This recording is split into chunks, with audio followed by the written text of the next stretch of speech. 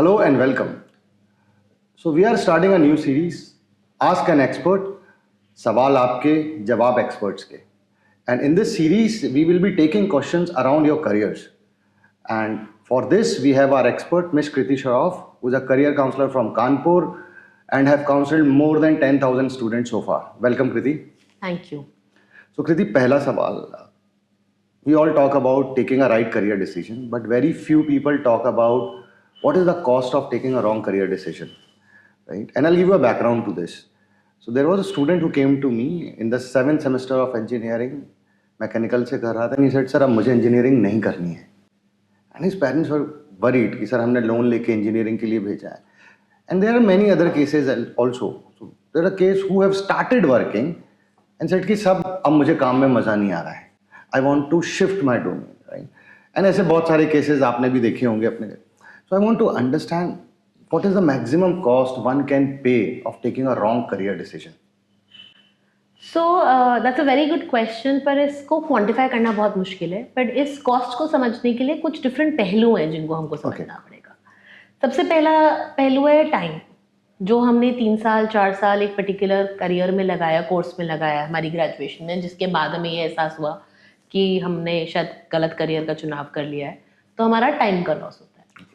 दूसरा लॉस है हमारे पैसे का लॉस, जैसे कि आपने बोला कि लोन लेकर हमने बच्चे की पढ़ाई कराई है, या वो हमारा खुद का पैसा है, हमने जो भी फीस पे करी वो 3 साल 4 साल के प्रोग्राम में, तो obviously that is the money that is lost their. Third loss जो मैं बोलूँगी वो है साइकोलॉजिकल लॉस.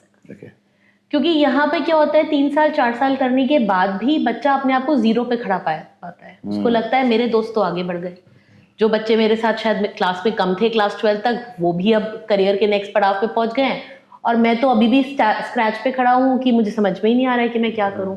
तो एक वो जो तनाव की स्थिति घर में पैदा होती है कि हम अभी कहीं भी नहीं हैं, वो एक बहुत बड़ा मेंटल स्ट्रेस देता है बच्चे को भी और फैमिली को भी.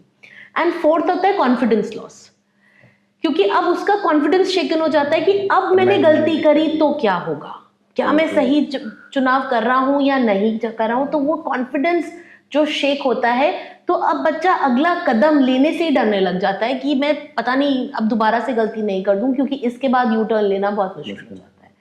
तो शायद इनको क्वांटिफाई करना बहुत मुश्किल है, लेकिन इनको समझना बहुत जरूरी है कि ये किस तरीके से आपको इम्पैक्ट कर सकता है. And one more question to this is, मुझे समझ आ गया career decision, I have taken a wrong career decision. Now what should be a next step? Because when I work with those kids I found कि वो अपने उस degree के in and around ही करियर को रीप्लान करते हैं. तो exactly what they should do now?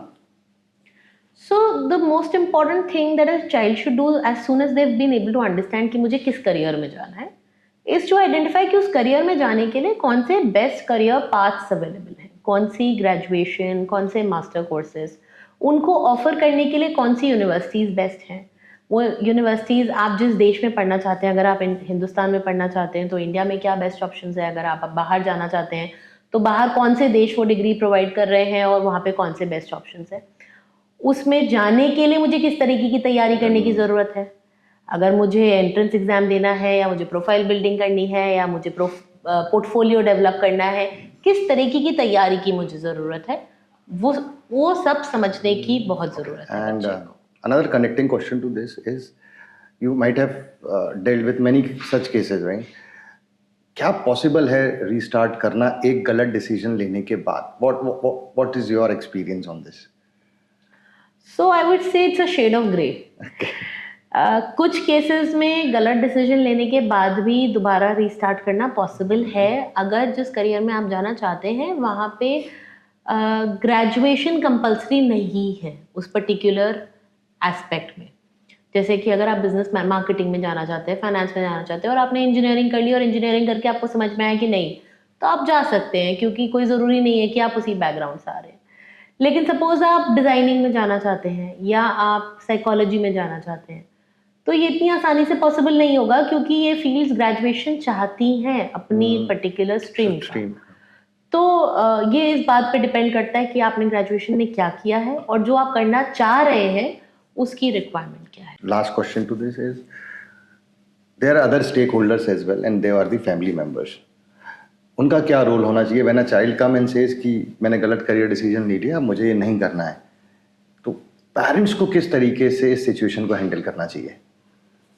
ये बहुत ही अच्छा सवाल है और इसमें मेरा जवाब ये होगा कि जैसे हम में से कोई भी अडल्ट नहीं होगा जिसने लाइफ में कभी कोई गलती नहीं करी True. होगी। हम सब ने गलतियां करी हैं, लेकिन जब हम खुद गलती करते हैं और जब या हमें इस बात का अनुभव हो जाता है कि हमसे गलती हो गई, तो क्या हम उसको छुपाकर उस गलती को दोहराते रहते हैं या हम उस गलती को सुधारने के लिए करेक्टिव मेजर्स लेते हैं? तो जब जो चीज़ हम अपने लिए करते हैं वही काम हमें बच्चों के लिए भी करना है।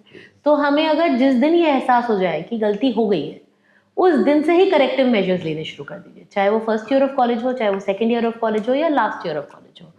आप उस दिन से ही उसके करेक्टिव मेजर्स में जा सकते हैं। और अब गवर्नमेंट ऑफ इंडिया ने न्यू एजुकेशन पॉलिसी के तहत एबीसी इंस्टीट्यूट कर दिया, which is academic banking of credits. ये एक ऐसा बैंक खाता है जो आपके एकेडमिक्स को स्टोर कर रहा है। तो आपने जो भी सब्जेक्ट्स पढ़े हैं, जो भी चीज़ें करी हैं, वो सब एक तरीके से आपके बैंक के खाते में स्टोर हो रही हैं। तो काफ़ी यूनिवर्सिटीज़ उन क्रेडिट्स को ट्रांसफ़र भी देती हैं। आपने जो पढ़ा, ऐसा नहीं है कि आपने अगर सपोज 2 साल कर लिया तो अब आपके 2 साल बिल्कुल वेस्ट हो गए। आप उनको ट्रांसफ़र लेकर थर्ड ईयर से ही कंटिन्यू कर सकते हैं। कुछ एक्स्ट्रा सब्जेक्ट्स शायद आपको पढ़ने पड़ेंगे। तो आप उस गलती को कंटिन्यू नहीं करिए, उसको सही करने की कोशिश करिए। Thank you so much for helping our viewers to find an answer to this very, very important question. Thanks a lot. Thank you.